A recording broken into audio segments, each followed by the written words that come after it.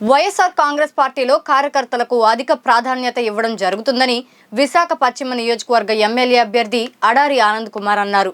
GVMC 61వ వార్డుకు చెందిన వివిధ పార్టీల కార్యకర్తలు కార్పొరేటర్ కొనతాల సుధా ఆధ్వర్యంలో వైసీపీ తీర్థం పుచ్చుకున్నారు. ఈ సందర్భంగా మాట్లాడిన అడారి పార్టీని నమ్ముకున్న వారికి ఎప్పుడూ అన్యాయం జరగదని స్పష్టం చేశారు. అదేవిధంగా ఏ కష్టం వచ్చినా పార్టీ ఎప్పుడూ ఆదుకుంటుందని 24 గంటలు క్యాడర్కు తాను అందుబాటులో ఉంటానని చెప్పారు. కార్యక్రమంలో స్థానిక నేతలు కార్యకర్తలు పాల్గొన్నారు.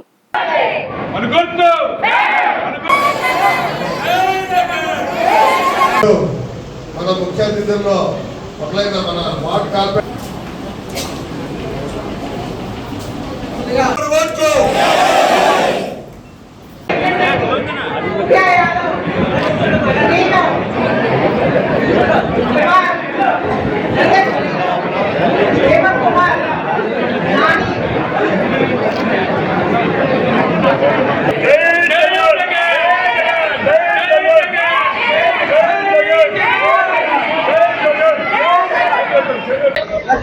కార్యకర్తలతో నాయకులతో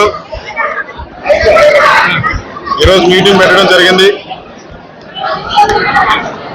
మరి ఈ 18 నెలలు కూడా ప్రజల మధ్య నుండి ప్రజల తాలూకా సంక్షేమం కోసం నిరంతరం వాళ్ళతో ఉండి వాళ్ళ మనసులో ఒక స్థానం సంపాదించుకున్నందుకు నేను చాలా గర్వపడుతున్నాను.